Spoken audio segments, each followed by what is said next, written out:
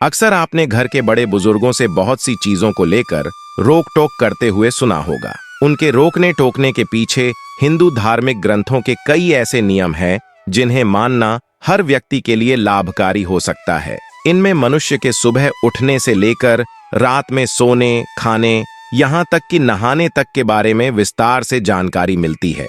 जो औरतें हर रोज नहाती हैं, उन्हें यह कथा जरूर सुननी चाहिए तथा जो भी स्त्री पुरुष निर्वस्त्र स्नान करते हैं, उन्हें कौन सा पाप लगता है, उनके जीवन में इसका क्या असर पड़ता है, इस एक कहानी के जरिए आज आपको बताया जाएगा। साथ ही यह वीडियो आपको बहुत अच्छी जानकारी और सीख देकर जाएगी, इसलिए मित्रों हमारे साथ अंत तक जरूर बने रहिएगा। दर्शकों, एक समय की बात है जब भगवान श्री विष्णु लक्ष्मी माता के साथ हरिद्वार में घूम रहे थे। तब लक्ष्मी माता ने देखा कि समस्त मनुष्य गंगा में नहा नहा कर हर हर गंगे कहते चले जा रहे हैं। प्रिय दर्शकों, अगर आप यह कहानी सुन रहे हैं तो पूरा सुनिए, क्योंकि आधा अधूरा ज्ञान किसी विष के समान होता है। इसके अलावा हे माता लक्ष्मी, जो भी भक्त इस वीडियो को लाइक करें और चैनल को सब्सक्राइब करके कमेंट में जय लक्ष्मी नारायण लिखे, उनके घर में धन की कभी कोई कमी ना रहे तथा उनका घर हमेशा धन से भरा रहे।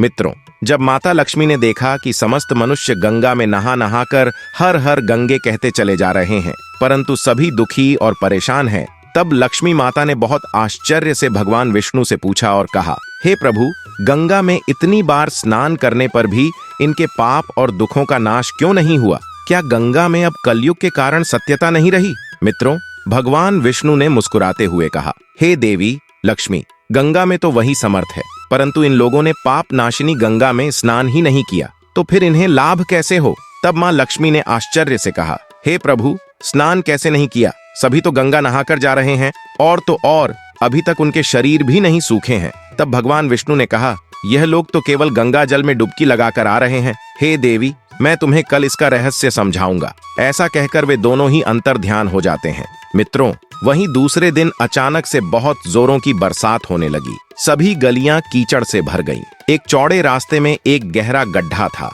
जिसमें चारों ओर से कीचड़ भरा रहा था। तभी भगवान विष्णु ने लीला से एक ब्राह्मण का वृद्ध रूप धारण कर लिया और किसी विवश की तरह गड्ढे में जाकर ऐसे पड़ गए मानो कि जैसे कोई मनुष्य चलते चलते गड्ढे में गिर पड़ा हो और निकालने की चेष्टा करने पर भी ना निकल पा रहा हो। साथ ही लक्ष्मी जी को उन्होंने यह समझाकर गड्ढे के पास बैठा दिया कि देखो, तुम लोगों को सुना सुनाकर यूं पुकारती रहो कि मेरे वृद्ध पति अकस्मात गड्ढे में गिर पड़े हैं, कोई पुण्य आत्मा ही इन्हें निकालकर इनके प्राण बचाए और हम असहायों की सहायता करें। मित्रों, भगवान विष्णु ने लक्ष्मी जी को यह भी समझा दिया कि जब कोई गड्ढे में से मुझे निकालने को तैयार हो, तब इतना और कह देना कि मेरे पति सर्वथा निष्पाप पुण्यवान ब्राह्मण है। इन्हें वही व्यक्ति छुए जो खुद भी निष्पाप हो। यदि आप निष्पाप हैं तो ही इन्हें हाथ लगाइए, नहीं तो हाथ लगाते ही इनके तेज के कारण आप भस्म हो जाएंगे। मित्रों, लक्ष्मी जी तथास्तु कहकर गड्ढे के किनारे बैठ गईं और आने जाने वालों को सुना सुनाकर भगवान श्री हरि की सिखाई हुई बात बार बार कहने लगी। इस समय गंगा में नहाकर लोगों के दल आ रहे थे और उस सुंदर युवती को यूं बैठी देखकर कई लोगों के मन में वासना या पाप और कुछ को तो धर्म का भय हुआ, तो कई कानून से डर गए, तो कुछ लोगों ने तो लक्ष्मी जी को यह भी सुना दिया कि मरने दें, बुढ़े को क्यों उसके लिए रोती है, तुम अभी सुंदर और बहुत जवान हो। वही कुछ दयाल चरित्रवान पुरुष थे, उन्होंने उस युवती के पति को निकालना चाहा, परंतु लक्ष्मी जी के विचित्र वचन सुनकर वह भी रुक गए, क्योंकि उन्होंने यह सोचा कि हम गंगा में नहाकर आए हैं तो क्या हुआ, हम पापी तो है ही, कहीं सहायता करते समय हम भस्म ना हो जाएं। इस स्त्री के कथन के अनुसार पापी लोग खुद से ही भस्म होने वाले हैं और हमें अपने पुण्य और पाप की गिनती कैसे पता होगी?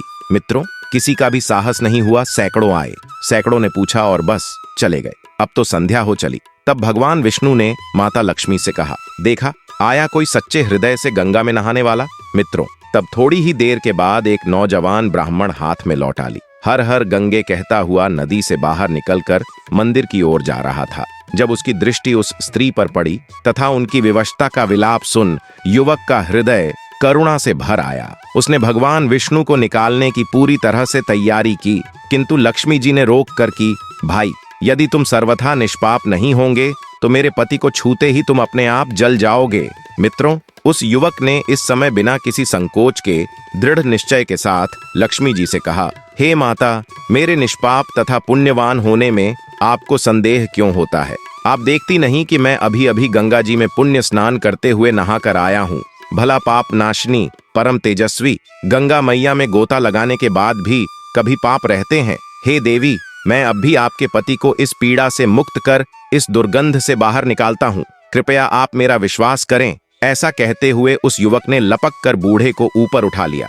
मित्रों, उस समय भगवान विष्णु और मां लक्ष्मी ने उसे पुण्य फल का अधिकारी समझकर अपना असली स्वरूप प्रकट करते हुए उसे साक्षात दर्शन देकर कृतार्थ किया। मित्रों, वहीं भगवान विष्णु जी ने माता लक्ष्मी से कहा, हे लक्ष्मी, इतने सारे लोगों में से केवल इस एक युवक ब्राह्मण ने ही गंगा स्नान किया है। हे देवी, इसी दृष्टांत के अनुसार जो लोग बिना श्रद्धा और विश्वास के केवल दंभ के लिए गंगा स्नान करते हैं, उन्हें वास्तविकता में कोई भी फल नहीं मिलता। परंतु इसका यह मतलब नहीं कि गंगा स्नान व्यर्थ जाता है। गंगा स्नान का बहुत पुण्य भी है। मित्रों, इसके बाद भगवान विष्णु जी ने माता लक्ष्मी जी से कहा है, देवी, अब मैं आपको वह 12 बातें बताता हूँ। जो भी मनुष्य इन 12 बातों को नहाते समय ध्यान में रखता है, वह कभी भी दुखी नहीं रहता है। उसके घर में देवी लक्ष्मी का वास होता है। उसके घर में अपार धन आता है। घर में कभी भी लड़ाई झगड़ा या क्लेश नहीं होते हैं। उसका पूरा परिवार हंसी खुशी के साथ सुखपूर्वक जीवन व्यतीत करता है। मित्रों, तब माता लक्ष्मी ने कहा, हे प्रभु, आप हमें यह 12 बातें बताइए जिसका मनुष्य जीवन पर कैसे प्रभाव होता है। इस विषय में मैं जानना चाहती हूँ। कृपा करें और मेरी जिज्ञासा को शांत करें। मित्रों, इसके बाद भगवान विष्णु उन बातों को बताना शुरू कर देते हैं और माता लक्ष्मी बहुत ध्यान से सुनने लगती है। प्रिय दर्शकों, यह 12 बातें आप लोग भी बिल्कुल ध्यान से सुनना। इसके बाद भगवान विष्णु कहते हैं, हे प्रिय, यह 12 बातें बताने के बाद मैं आपको एक बात और बताऊंगा। जो औरतें कपड़े खोलकर स्नान करती हैं, उनके लिए यह बात बहुत ही महत्वपूर्ण है। तो हे लक्ष्मी, आप इस बात को बहुत ही ध्यान से सुनना। तभी विष्णु जी अपनी वाणी को शुरू कर और बताने लगते हैं। दोस्तों, विष्णु जी कहते हैं, प्रतिदिन स्नान करने से शरीर निरोगी रहता है तथा मन प्रसन्न रहता है। स्नान से चेहरे की क्रांति और शारीरिक आकर्षण में भी बढ़ोतरी होती है। अगर इस नित्य कर्म के दौरान कुछ विशेष बातों का ध्यान रखा जाए तो आध्यात्मिकता से भी ज्यादा लाभ पाया जा सकता है। नहाने के क्रम में इन बातों का ख्याल जरूर रखा जाना चाहिए। सबसे पहले स्नान करने के बाद शुद्ध होकर पूजा पाठ आदि सारे काम करने के योग्य बनते हैं, इसलिए सुबह को ही स्नान कर लेना चाहिए। दूसरी बात, शास्त्रों में कहा गया है कि स्नान करने से इन 7 गुणों की प्राप्ति होती है: रूप, तेज, बल, पवित्रता, आयु, आरोग्य, निर्लोभ, धन, पुष्टि व आरोग्य और स्वास्थ्य चाहने वालों को हर मौसम में और हर दिन स्नान करना चाहिए। चौथी बात, शास्त्रों में कहा गया है कि सुबह स्नान करने से पापों का नाश होता है और पुण्य मिलता है। ऐसा भी कहा गया है कि सुबह नहाने वालों के पास नकारात्मक शक्तियां नहीं भटकती, इसीलिए सुबह के समय स्नान करना ही उचित है। पांचवी बात, बीमारी के हालात में सर के नीचे से ही स्नान करना चाहिए या गीले वस्त्रों से शरीर को पोंछ लेना एक तरह का स्नान ही कहा गया है। छठी बात, सुबह की लालिमा छाने से पहले ही स्नान लेना श्रेष्ठ माना गया है। सातवीं बात, तेल लगाकर और देह को मलमल कर नदी में नहाना मना है। इसकी जगह नदी से बाहर निकलकर तट पर ही शरीर साफ करके नदी में डुबकी लगाना उचित है। आठवीं बात, जिन घाटों पर कपड़े धोए जाते हैं वहां का जल अपवित्र माना गया है, इसलिए वहां से कुछ दूर हटकर ही नहाना चाहिए। नौवीं बात, नदी में 11 या 21 डुबकियां लगाना योग्य बताया गया है। 10वीं बात, पवित्र नदियों में कपड़े निचोड़ने की मनाही है। नदी में किसी तरह की गंदगी नहीं बहानी चाहिए। 11वीं बात, नल की तुलना में झरने का पानी, झरने से ज्यादा नदी का पानी, नदी के पानी से किसी तीर्थ का जल, तीर्थ के जल से गंगा जल अधिक श्रेष्ठ माना गया है। अंतिम 12वीं बात, गंगा माता का कथन है कि स्नान करते वक्त कोई चाहे जहां भी मेरा स्मरण करेगा, मैं वहां के जल में प्रवेश कर जाऊंगी। मित्रों, इसके बाद भगवान श्री हरि ने कहा, हे लक्ष्मी, अब मैं आपको औरतों के बारे में बताता हूँ जो औरतें कपड़े खोलकर स्नान करती हैं।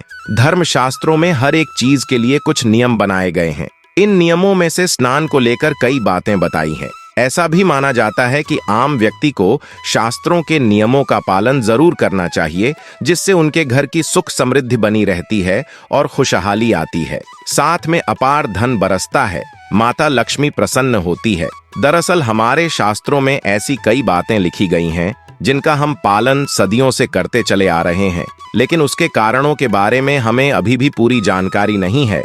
ऐसे ही नियमों में से एक है निर्वस्त्र स्नान करना। आपने अक्सर घर के बड़े बुजुर्गों को ऐसा कहते सुना होगा कि कभी भी पूरी जानकारी नहीं है कि कभी भी स्नान बिना कपड़ों के यानी निर्वस्त्र नहीं करना चाहिए। अगर हम पौराणिक कथाओं की बात करें तो निर्वस्त्र स्नान की मनाही का एक सबसे बड़ा कारण भगवान श्री कृष्ण जी के समय से जुड़ा है। पौराणिक कथाओं के अनुसार एक बार जब गोपिकाएं सरोवर में स्नान कर रही थीं और वह निर्वस्त्र थी, उस समय बाल कृष्ण ने गोपियों के सभी वस्त्र छिपा दिए और गोपियों ने अपने वस्त्र वापस लेने की प्रार्थना की। तब कृष्ण जी ने उन्हें समझाया कि कहीं भी निर्वस्त्र वस्त्र धारण किया स्नान नहीं करना चाहिए, इससे जल के देवता वरुण का अपमान होता है, इसलिए आपको निर्वस्त्र स्नान न करने की सलाह दी जाती है। श्रीमद् भागवत पुराण के 10वें अध्याय के 10वें स्कंध में एक कथा है। कुबेर के दोनों पुत्र नल कुबेर और मणिग्रीव भगवान रुद्र के सेवक बन गए थे। धनवान होने के साथ ही साथ भगवान शिव की कृपा प्राप्ति के कारण दोनों घमंडी हो गए थे। अपने धन वैभव के अहंकार में एक दिन दोनों मंदाकिनी नदी के तट पर अप्सराओं से साथ मदिरा पीकर झलक क्रीड़ा कर रहे थे। सहयोगवश उस समय कहीं से भ्रमण करते हुए नारद मुनि वहां आ गए। नारद मुनि को देखकर अप्सराओं ने शाप के भय से जल्दी जल्दी वस्त्र धारण कर लिए। अप्सराओं ने हाथ जोड़कर नारद मुनि का अभिवादन किया, लेकिन कुबेर के पुत्रों ने नारद मुनि की ओर ध्यान तक नहीं दिया और निर्वस्त्र जल क्रीड़ा करते रहे। कुबेर के पुत्रों का ऐसा आचरण देखकर नारद मुनि क्रोधित हो गए और उन्हें श्राप दे दिया। नारद मुनि ने कहा कि अहंकार के कारण तुम दोनों का व्यवहार जड़ के समान हो गया है, इसलिए तुम लोग वृक्ष बन जाओ। 100 वर्षों के बाद जब भगवान श्री कृष्ण का अवतार होगा तो वह तुम्हें शार्प मुक्त करेंगे। नारद मुनि के शाप से नल कुबेर और मणिग्रीव अर्जुन वृक्ष बन गए। इन दोनों वृक्ष के बीच से निकल गए, लेकिन ओखली बीच में अटक गई। श्री कृष्ण ने कुछ जोर लगाया तो दोनों वृक्ष भूमि से उखड़ गए और उनकी जगह 2 युवक प्रकट हो गए। शाप मुक्त होकर नल कुबेर और मणिग्रीव अपने स्थान को लौट गए। आजकल अधिकतर लोग सुबह जल्दी नहा नहीं पाते और सूरज सर पर चढ़ने के बाद ही नहाते हैं। आज भी जरूर सूरज के प्रचंड रूप के आने के बाद ही नहाते हैं। अगर हाँ तो सावधान हो जाएं, क्योंकि आपके नहाने का ये समय आपको भारी पड़ सकता है। धर्मशास्त्र में 4 प्रकार का स्नान बताया गया है, जिसे घर की शांति और सुख समृद्धि से लेकर आपकी आर्थिक तंगी से जोड़ा गया है। सुबह 4 से 5 बजे के बीच का स्नान मुनि स्नान होता है, जिसे सर्वोत्तम माना गया है। कहा जाता है कि मुनि स्नान करने से घर में सुख शांति, समृद्धि, बल और चेतना आदि आती है। सुबह 5 से 6 के बीच नहाने से जीवन में यश, कीर्ति, धन, वैभव और संतोष की प्राप्ति होती है। इसे देव स्नान मानते हैं, जो शास्त्रों के अनुसार उत्तम है। मानव स्नान तीसरे प्रकार का स्नान होता है, जो सुबह 6 से 8 बजे के बीच किया जाता है। मानव स्नान को सामान्य माना गया है। जो व्यक्ति इस समय स्नान करता है उसे काम में सफलता मिलती है। आखिर स्नान राक्षसी स्नान होता है, जो आमतौर पर होने लगा है। सुबह 8 बजे के बाद किया गया स्नान इस श्रेणी में आता है। इस स्नान को धर्म में निषेध माना गया है। इस स्नान को करने से घर में गरीबी, हानि, क्लेश और धन की हानि होती है। इसी के साथ शास्त्रों के अनुसार माघ मास में गंगा स्नान और प्रयाग में स्नान करना अति शुभ माना गया है। कहा जाता है कि यहाँ स्नान करने से सारे पाप नष्ट हो जाते हैं और मोक्ष की प्राप्ति होती है। प्रयाग, पुष्कर तथा कुरुक्षेत्र आदि तीर्थों में अथवा किसी भी पवित्र स्थान पर माघ स्नान करना हो तो प्रातः काल ही स्नान करना चाहिए। माघ मास में प्रातः सूर्योदय से पूर्व स्नान करने से सभी महापातक दूर हो जाते हैं और प्राजापत्य यज्ञ का फल प्राप्त होता है। वायव्य, वारुण, ब्राह्म और दिव्य, ये 4 प्रकार के स्नान होते हैं। गायों के रज से वायव्य, मंत्रों से ब्राह्म, समुद्र, नदी, तालाब इत्यादि के जल से वारुण तथा वर्षा के जल से स्नान करना दिव्य स्नान कहलाता है। इनमें वारुण स्नान विशिष्ट स्नान है, ब्रह्मचारी, गृहस्थ, वानप्रस्थ, सन्यासी और बालक, तरुण, वृद्ध, स्त्री तथा नपुंसक आदि सभी माघ मास में तीर्थों में स्नान करने से उत्तम फल प्राप्त करते हैं। ब्राह्मण, क्षत्रिय, वैश्य और शूद्र सभी वर्ण यह स्नान कर सकते हैं। माघ मास में जल का यह कहना है कि जो सूर्योदय होते ही मुझ में स्नान करता है, उसके ब्रह्महत्या, सुरापान आदि बड़े से बड़े पाप भी हम तत्काल धोकर उसे सर्वथा शुद्ध एवं पवित्र कर डालते हैं। तो मित्रों, आशा करते हैं आपको यह कथा और जानकारी अच्छी लगी होगी। कमेंट में जय लक्ष्मी नारायण जरूर लिखें। आप सभी का धन्यवाद।